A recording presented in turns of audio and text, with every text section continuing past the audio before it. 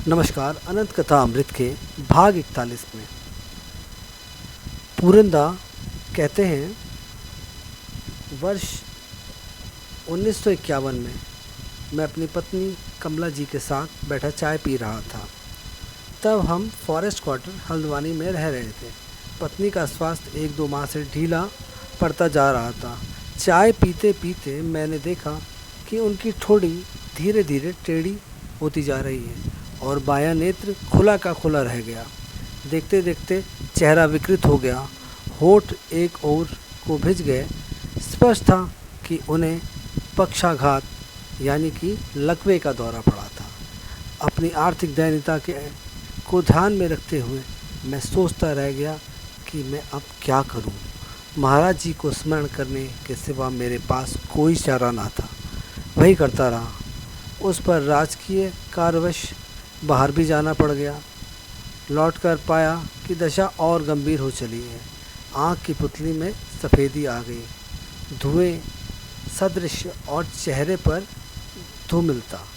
Doctor के पास ले गया तो देखते ही उसने फतवा दे दिया कि मर्ज लाइलाज है। दिल्ली लखनऊ ले जाने और अत्यंत पौष्टिक आहार की सलाह दे दी, जो मेरी आर्थिक स्थिति के बाहर की बात थी। रात को निराश लेटे हम महाराज जी का स्मरण करते रहे। ना मालूम कब निद्रा ने आकर हमें अपने अंक में समेट लिया।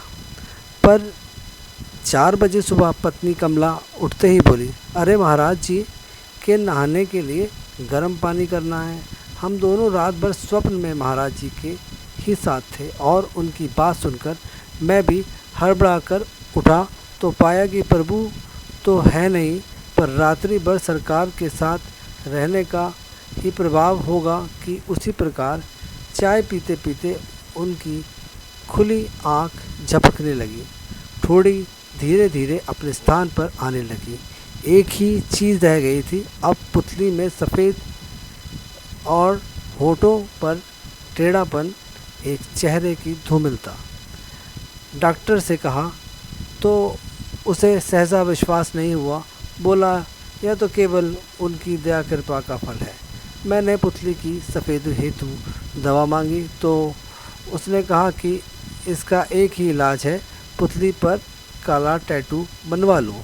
एकाएक मैंने उससे प्रभु का स्मरण कर एट्रोपिन की शीशी मांग ली। उसने हंसकर वह भी दे दी, कहते हुए, इससे क्या होगा।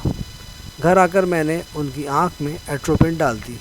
2-3 घंटे में आंख की सफ़ेदी धुंध भी गायब हो गई। कोई डॉक्टर से पूछे क्या एट्रोपिन इलाज है इस मर्ज का, परंतु चेहरा अभी भी श्रीहीन था, मुंह भी टेढ़ा ही था। 10-12 दिन के उपरांत महाप्रभु प्रातःकाल में हमारे घर पधारे। उसी समय कमला जी बाहर नल से पानी भरने लगी। प्रभु को देखता तो प्रणाम करने झुकी ही थी कि उन्होंने उनके चेहरे पर हाथ फेरते हुए पूछा, बहू क्या हो गया तुझे। बस इतने में ही बाकी उपचार हो गया। संपूर्ण मुखमंडल में पुनः क्रांति आ गई। होठ अपनी जगह पुनः स्थित हो गए। उसके बाद पूरनचंद जी की पत्नी को कोई दिक्कत नहीं आई। आज के अध्याय में बस इतना ही। फिर मिलेंगे अनंत कथा अमृत के नए अध्याय के साथ। राम राम।